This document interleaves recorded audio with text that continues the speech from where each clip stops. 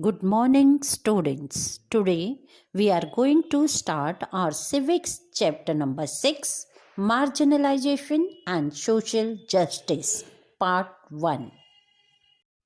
Students, we will understand about marginalized group and what is marginalization and the social justice in this chapter. We all know that in our society there are some groups which are isolated and excluded from the mainstream of the society. These groups are included in the marginalized groups or known as the marginalized group. Beta, marginalization is a social process by which certain sections of the society are confined to the lower social standing.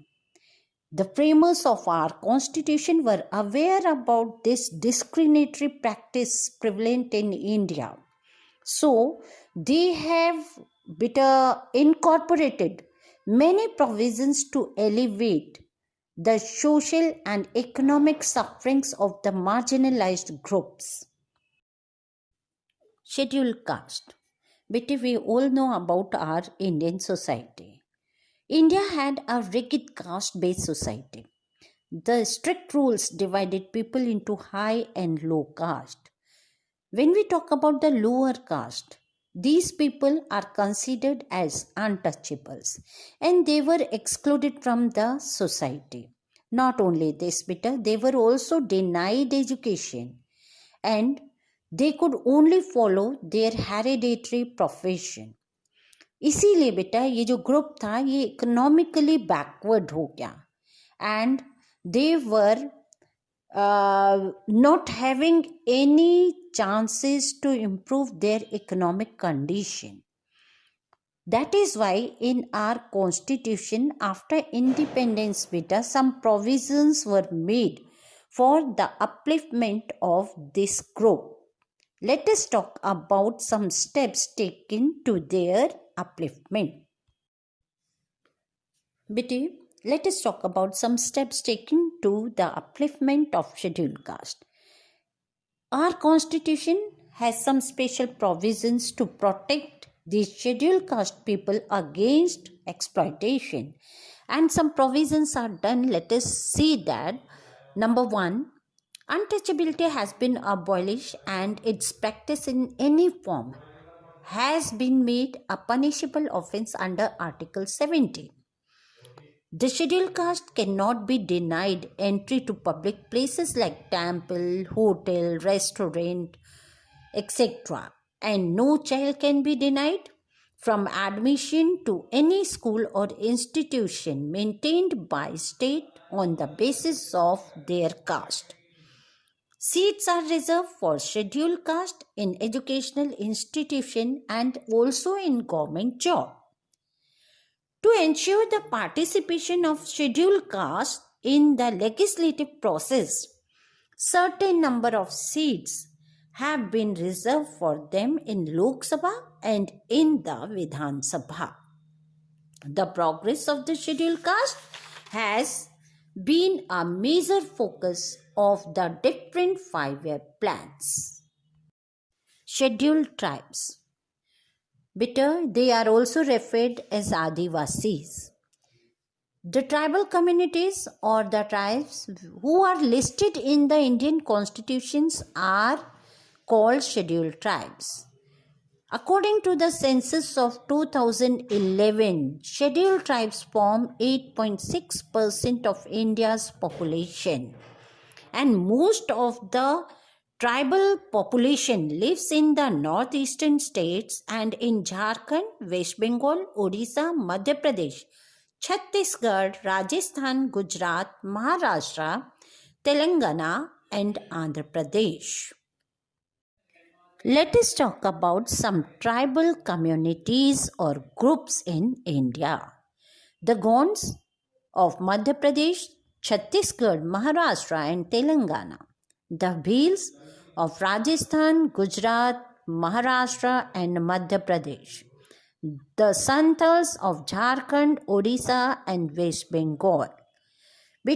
Apart from these, other tribal groups are also there. जैसे आपाता ने अरुणाचल प्रदेश के, मिजो मिजोरम के, वारली महाराष्ट्र के, खासी मेघालय के, नागा नागालैंड के and Bishnoi Rajasthan के. Steps taken for their upliftment. Beta, our constitution has provided the scheduled tribe with some special provision to safeguard and uplift their status. In order to prevent any atrocity committed against the scheduled caste and scheduled tribe Prevention of Atrocity Act was enacted in 1899. The Ministry of Tribal Affairs was set up in 1999 to look into the socio-economic development of the scheduled tribes. The scheduled tribes have been given concessions and reservations just like the scheduled caste. Various welfare schemes have been introduced by the government and other voluntary agencies to help reduce illiteracy among the scheduled tribes.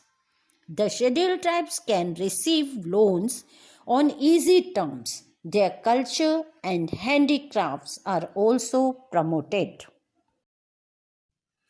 Other backward classes. Other backward classes are known as OBCs and have been defined in our constitution as socially and educationally backward classes. They are also given constitutional safeguards to improve their condition. Article 340 states that the government shall promote the welfare of the OBCs, and Article 341 states that the President is empowered to appoint a commission to investigate the condition of the socially and educationally backward classes. Steps taken for their upliftment. The OBCs are given 27% reservation in government jobs. The Government of India and the state governments have launched various schemes for the welfare of the OBCs. The OBCs are given financial assistance through pre-matric and post-matric scholarships. Assistance is given to voluntary organizations who work for the welfare of OBCs to impart education and to improve their socio-economic condition and thus help them in gainful employment. The Ministry of Social Justice and Empowerment looks after the welfare of the OBCs. That's all in this part. Thank you.